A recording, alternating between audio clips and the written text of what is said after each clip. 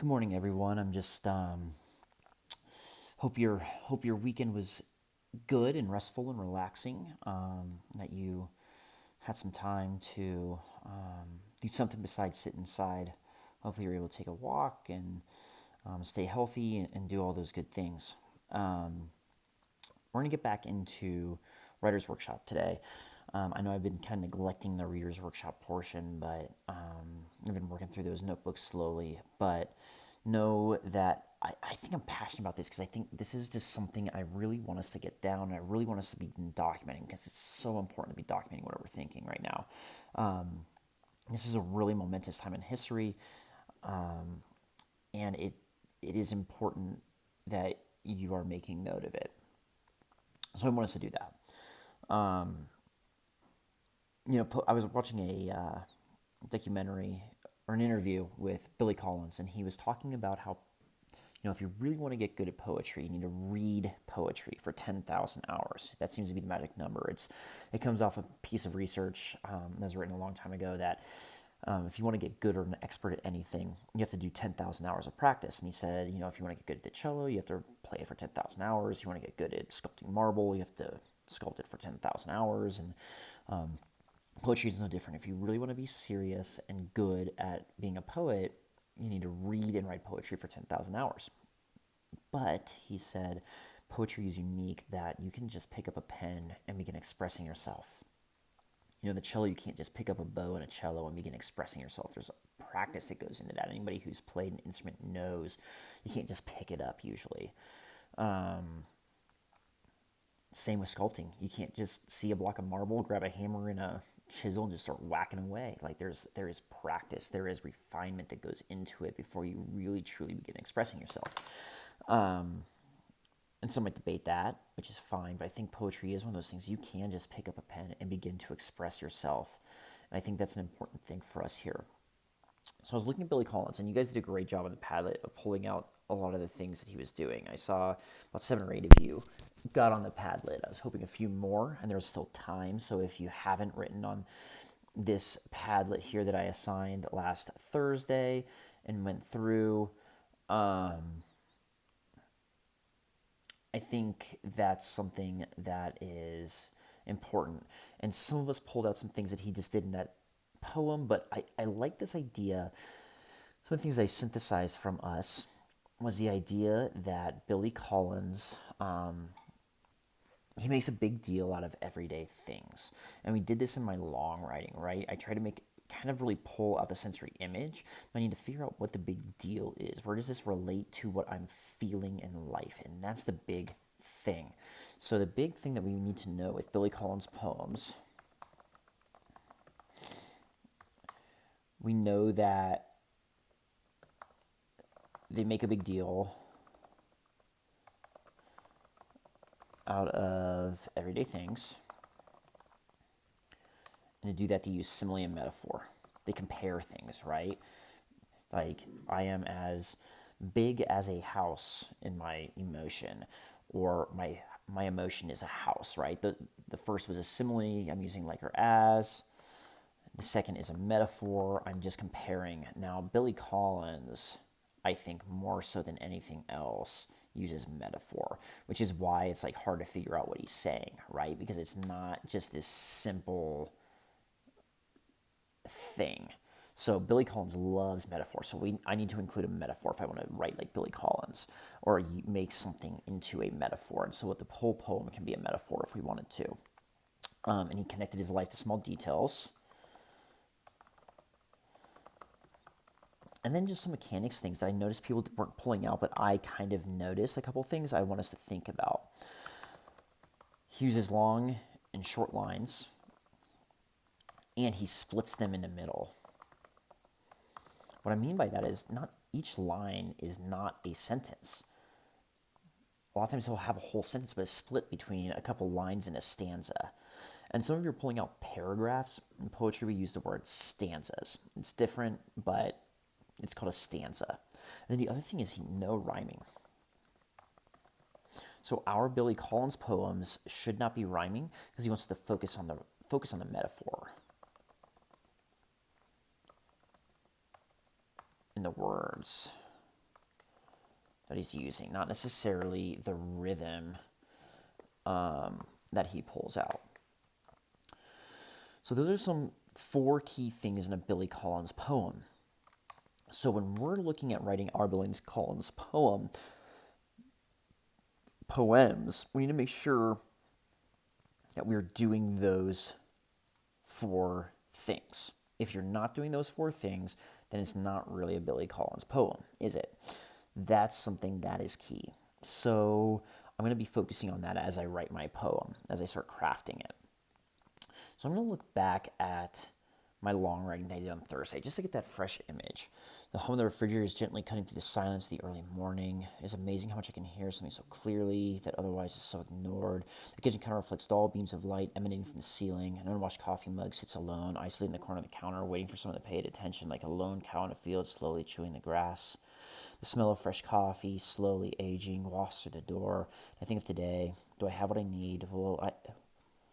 Will we be secure? What will my friends need as they drive in from Arizona to a home that will be their only refuge for weeks? I think of these questions as I watch the dull reflection of a dirty coffee mug on the refrigerator door. That sensory image is almost a poem in of itself. I can just break it up. And some of you have done this. You write these big paragraphs. You can break these up into poems. So maybe, and I just need to pull out some of the important details. I like this image here. So I'm highlighting it, and you can do this too. I'm going to pull that out. And I think this is an important metaphor that I want to pull out. I don't know if it's going to end up explicitly in my poem, right? Because Billy Collins is pretty, he kind of like convolutes things. It's like hard to figure out what he's really talking about. He leaves it up to you to interpret. So I don't know if I want someone to actually know this explicitly, but I'm going to probably try to have that sentiment in there because I'm feeling this idea through all of this self-quarantining and shelter in places and all this stuff not being in school, this idea of taking things for granted, this idea of like things that I once really enjoyed and know, like these little things, I'm realizing how much I took them for granted. Just the idea of going across the street and shaking hands with my neighbor is now something I can't do. Seeing my parents, something I can't do. So that's something that I want to pull out as being kind of a sentiment, but I don't know if I want to put it in directly. And we notice that when he talks about Cheerios, right? He's talking about these ideas of being as old as Cheerios, which he was. Some of you question if that was true. It is true. Like he read it on the Tribune, which is a newspaper. That's why it's in italics. And he said, he is a few days older than Cheerios.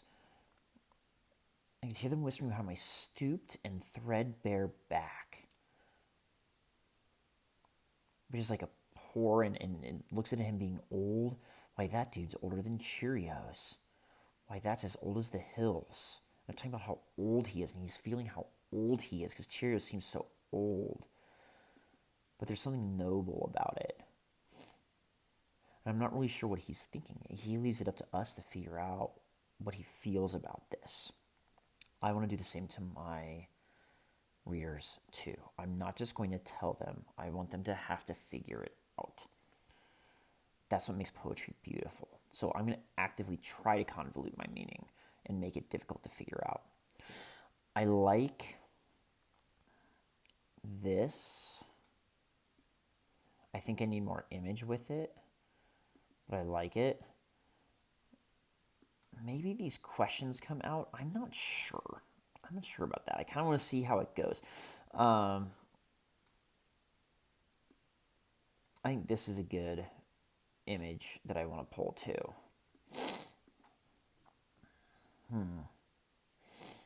Okay.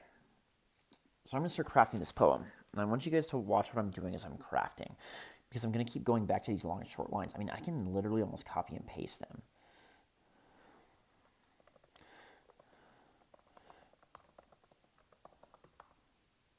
Refrigerator hums with a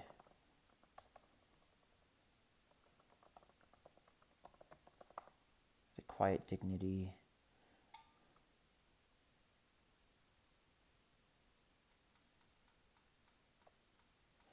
I want to make this longer, this first line a little longer. I'm already deciding that because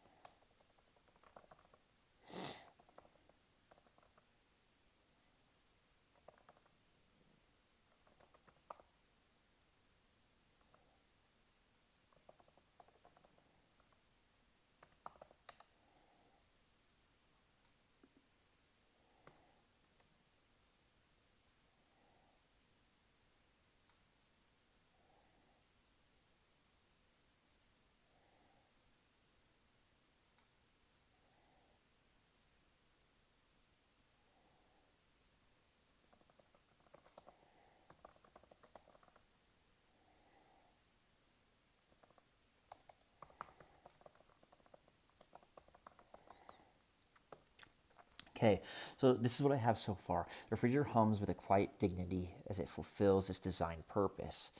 And in my mind, I'm connecting myself right there onto the refrigerator. It's humming with, like, quietly humming alone in, like, quiet silence, just like I'm trying to craft these lessons for you in the silence. And so I'm drawing that metaphor parallel to myself. But do you notice I'm not telling anybody that? But in my mind, I directly was thinking about that. Like, oh, I see this refrigerator just slowly doing this thing behind the scenes that nobody sees. Just like I feel like a teacher, I'm doing all this stuff behind the scenes, and no one's seeing it. You guys are seeing it a little bit, but even then, you're not seeing it as much as you would normally in school. And then I go to this part, I think about our big world shrinking smaller, smaller, smaller as the coffee ages in my chipped mug, reflecting off the humming refrigerator, like talking about bringing it back, this world slowly shrinking because we can't go out, reflecting off the humming refrigerator, the purpose, like me again, right? And this chipped mug, which really doesn't have anything to do with it. I'm just building that sensory image. Here's the problem. There needs to be stuff in between. This isn't complete because I don't really connect these thoughts, right? And so um,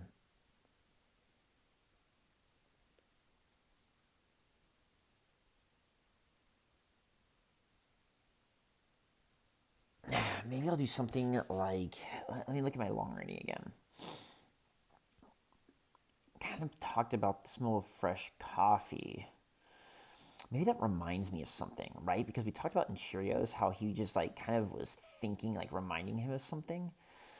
Maybe the coffee reminds me of something. Um,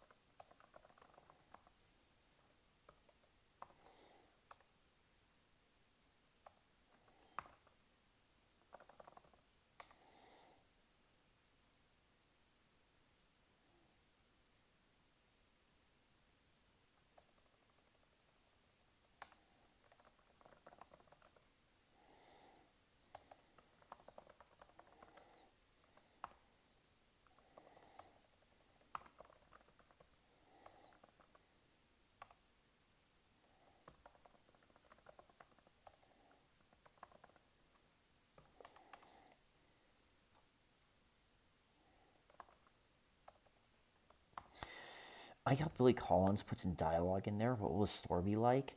I'm taking that from Cheerios where he says, why, that's dude's older than Cheerios. And I noticed that it's in italics. He didn't do it like a normal quote. And so I copied that and did the same. So I thought, I answered before.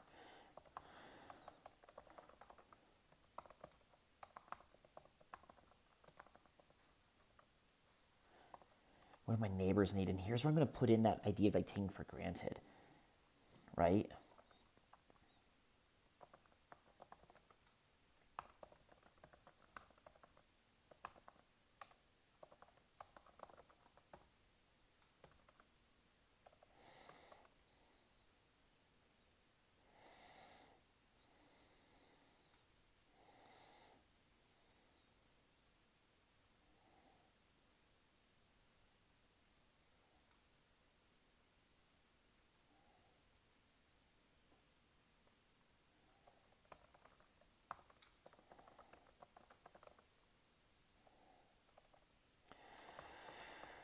All right, I wanted to show you guys some revision I even thought about. I said a question I've never before had to ask as I take a sip of coffee, bringing it back up to the fresh smell of coffee, right? But I don't like this. This is not, for me, a sensory image like sipping coffee. Oh, yeah, whatever. It doesn't even matter. So I want to build a sensory image better. So I'm not going to do it as I take a sip of coffee. I'm going to say as bitterness of coffee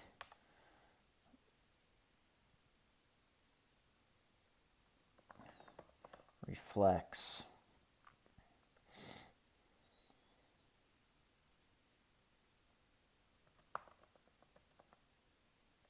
ooh, I like that line. Sometimes, I like, in the words of Bob Ross, sometimes happy accidents happen. And I didn't even realize this was going to happen. It's just something that pulled in. What do my mirrors need? A question I have never before had to ask as the bitterness of coffee reflects my demeanor. Your demeanor, if you go over and you say define demeanor, so you can just take two finger click on the keyboard, define demeanor. It pops up. Demeanor is outward behavior or bearing. So it's like I'm bitter because of these things, because of these questions. What an interesting turn. I didn't know that was going to happen with this poem. And so some of these things just kind of started coming out with this poem. They weren't intended, but they just kind of start flowing. And look at poems. The happy accidents in poems are great. It's something to like revel in, right? Oh my gosh, it just came out. What do I do with that? And then it's okay to work. And so this is my first draft. I might try to write this a couple more times just to see what happens, move some things around. But so far, here's what I have. The refrigerator hums with a quiet dignity as it fulfills its designed purpose. So do I as I craft lesson after lesson for students I won't see, interact, teach. The smell of fresh coffee reminds me that we will need more soon. What will the store be like? A question with answers I have never answered before.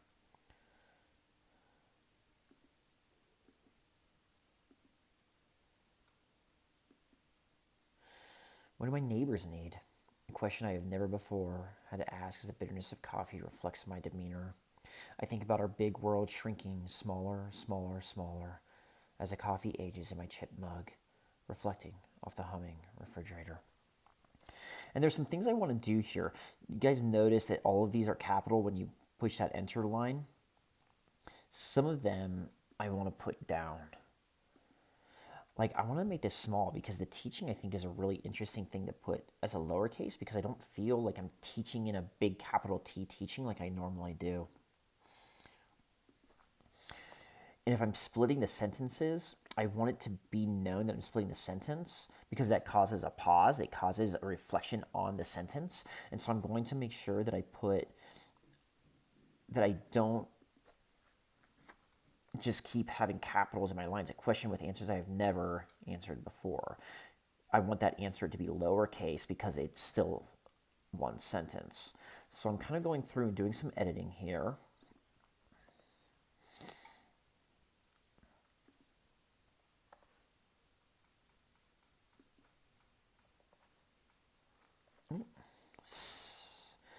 All right.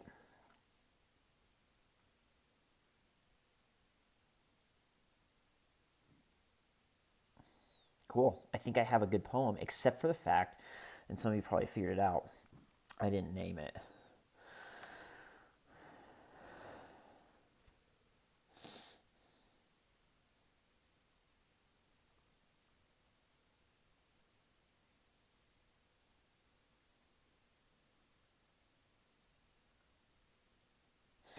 I put it in bold. Actually, I'm going to put it in italics.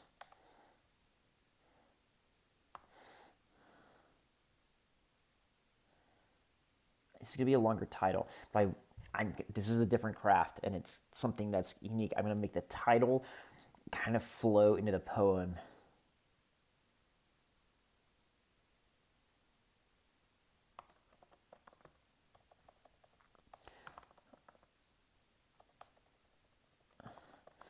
Listening in the early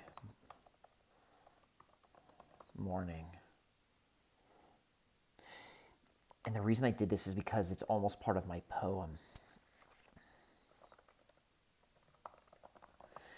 Listening in the early morning, the refrigerator hums with a quiet dignity as it fulfills its designed purpose. I can keep the title of the poem flows into the rest of it. It reflects my interaction. So I'm going to keep this up on my writer's notebook. I'll link it again to give you guys an example. And I want you guys to be thinking about this as we go through, okay? And I want you to be looking at our Cheerios poem, and I want you to be looking at your long writing. You guys are noticing a lot of the metaphor and the similes I'm using, and I left a lot out, right? Look at how much I cut. Look at how much of this I left out because it just didn't work with it. That's fine. And I pulled in a little bit of this, right? I pulled out a little bit more of this question, but I changed it, right? I altered it just a little bit. I want you guys to be doing the same stuff. Please, please, please be doing the same thing. I think a lot of us are just kind of disregarding what I'm teaching. Don't do that. Like, really look, really try to figure out how does this work in. I pulled some lines and I worked with it and I kind of revised it, and that's what the point of long writing is in reflection to poetry. Remember, we're trying to figure out some of our thoughts and feelings toward this idea, toward these things. Don't be afraid to put them in there. It's okay to have feelings toward what's happening in our world today.